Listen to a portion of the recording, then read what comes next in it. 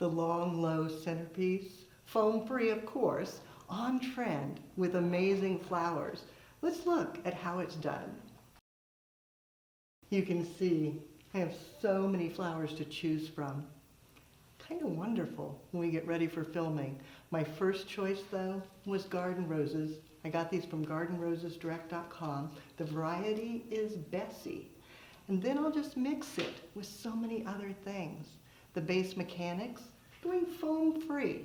So I took a long, low container, on trend with blue, filled it with floral netting, then water and flower food. Then to support all of my flowers, I'm going to use blue hydrangea, cut very, very, very short. So it's going to be right at the base, dipping it into alum. Alum is the pickling spice. It keeps your flowers alive so much longer. And create a solid base that then will support all the other flowers. Next is delicate materials to extend.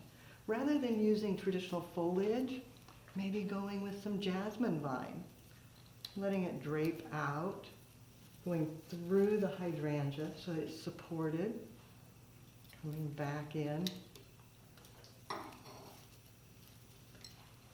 Some longer pieces, letting it trail out, keeping that long, low extension.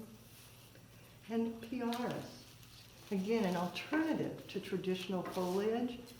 It does have leaves that are the greens that gives you a bit of foliage, but with the beautiful seedlets, gives a little more up-to-date look and fills in for more texture at the base. Now the favorites, the Bessie garden roses, leaving them a little bit longer so that they'll go over the top, showing off their beauty. They add such nice fragrance as well. Pulling it through from the front, through the middle, all the way to the back, which is actually another front because it's a centerpiece. So it has to look beautiful from all directions. Keeping it low, but yet lifting it enough to show. The last touch, the more delicate blooms.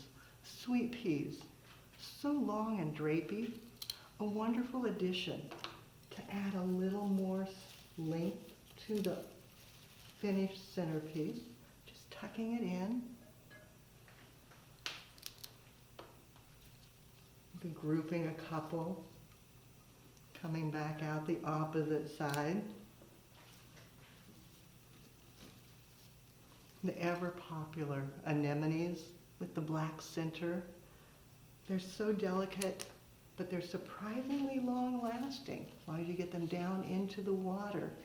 Nerine lilies in the soft, soft pink, letting them dance a little bit over the top, being a delicate addition. The recipe, I started with the gardenrosesdirect.com garden roses called Bessie.